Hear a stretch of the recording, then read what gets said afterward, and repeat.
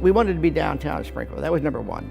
At the time, National City owned our drive-up facility here on Capitol Avenue, and it was vacant. It was for sale. And so, that would be ideal to be able to buy a drive-up facility that has all the equipment there and everything ready to go. But we needed a building. When we moved into it in 1999, it was currently functioning as the SIPS building, but it was a great old building with a lot of character and a lot of past. I think SIPS actually had occupied it for many years. I don't know how long, but for many years. They actually, where the teller line is over there in the main lobby is where they had the teller line, because back then, I know it seems odd to probably the younger generation, but people actually did come in and pay their utility bills every month, and they weren't automatically deposited and taken out of their account, but they came in and paid them every month. So it looked somewhat similar to what it does now, and that's where we functioned out of. We all worked on essentially the first and second floor for the first year or so.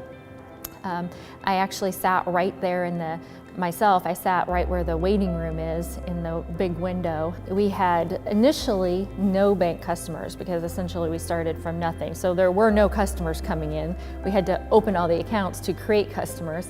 And so most of what the traffic was utility customers coming in wanting to pay their utility bills because they were unaware of the change. The drive-up location actually had been another bank's drive-up. So those were two separately owned properties that we purchased at the same time because it seemed to go together and worked well for us. So what it is today was created while we were working there. So hard hats and all. They put the terrazzo floor down and updated and enhanced the teller line. Obviously had to put in the vault and create the offices and make it the beautiful building that it is today.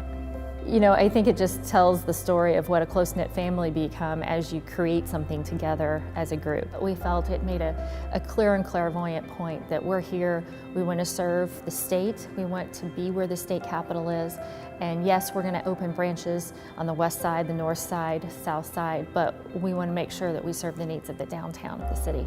I previously worked at another institution, and funny enough, I worked in the drive-through that is now owned by INB, but previously was owned by the institution I worked for. So I worked there for a couple years, and when I came to INB, I worked again back in that same drive-through. So it's kind of neat that everything comes in full circle. So started in the drive-through, came back to INB, or came to INB, and ended up working in that drive-through again, and going on to manage the drive-through that we still operate today. When my customers, whether it be a customer, a prospect, or someone just visiting, I want them to feel welcome, to feel like we're not just their banker. They can rely on us for anything. Yes, there's a bank on every corner. We all know that, but there's not an INB on every corner. We're banking with people we know and respect and trust, and hopefully they know and respect and trust us, and we can be partners in growth.